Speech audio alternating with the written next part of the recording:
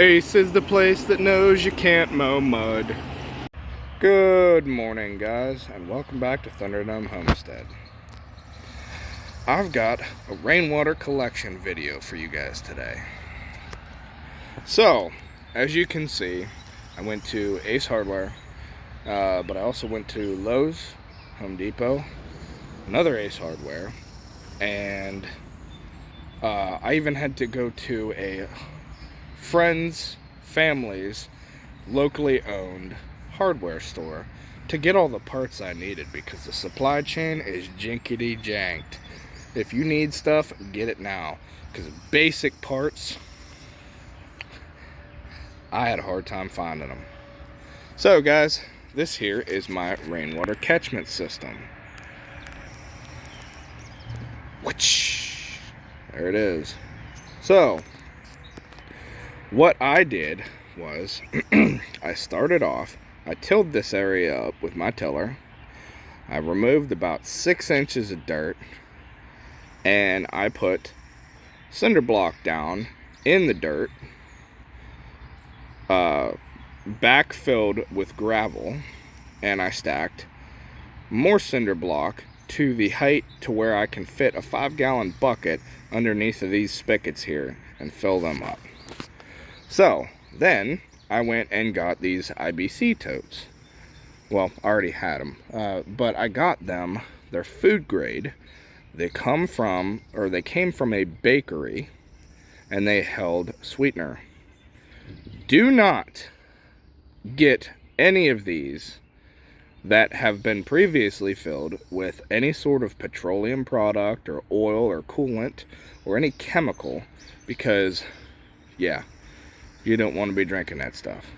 So I cleaned these out really good, washed them out, and I pulled the tanks out of the cages here, and I wrapped them in a 5mm black plastic.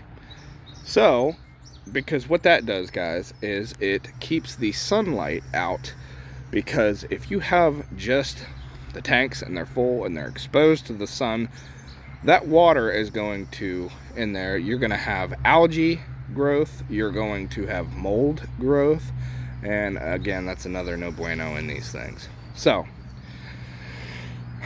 we go to the rainwater catchment system itself.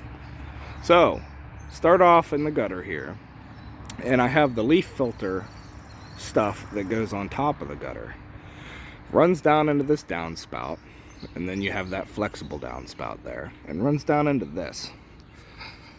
So this, the reason this is necessary, a lot of people will tell you that you can't run rainwater collection on a shingle roof. It can only be done on a metal roof, but that's not true, and I'll tell you why.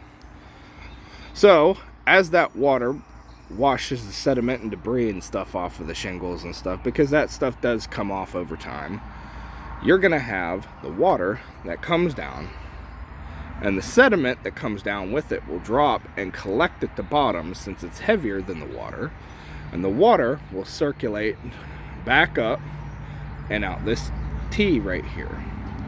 So you have your clean out at the bottom to where there's a little plug in it, and you can twist that out and it'll come out, dump all the sediment and debris out, clean it, put it back in, and you're good to go.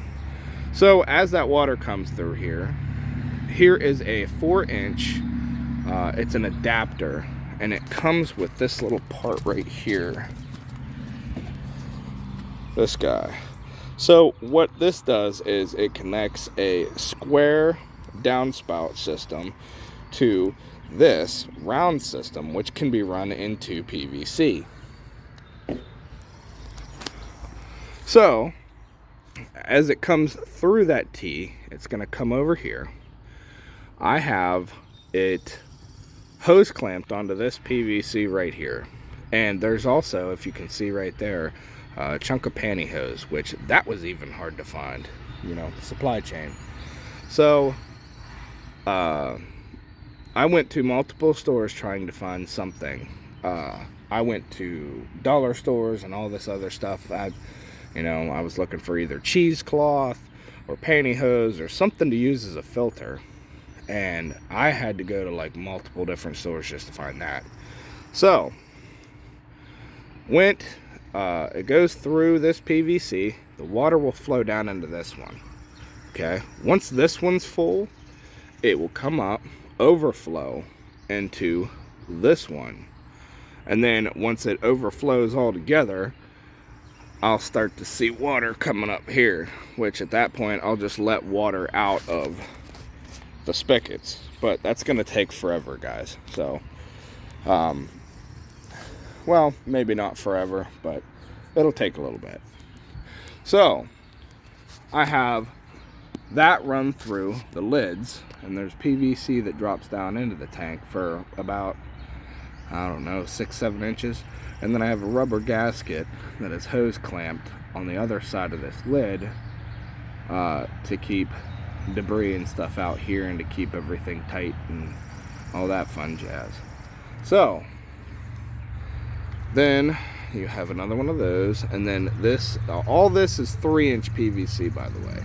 And then you have the same system here with a 90-degree elbow.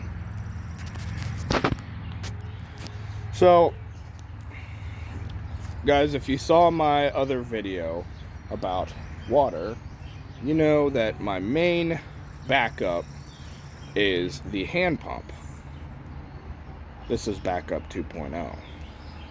And you know what, it could be easier to use a bucket to take care of the critters and stuff out here than using that. It is what it is, guys. So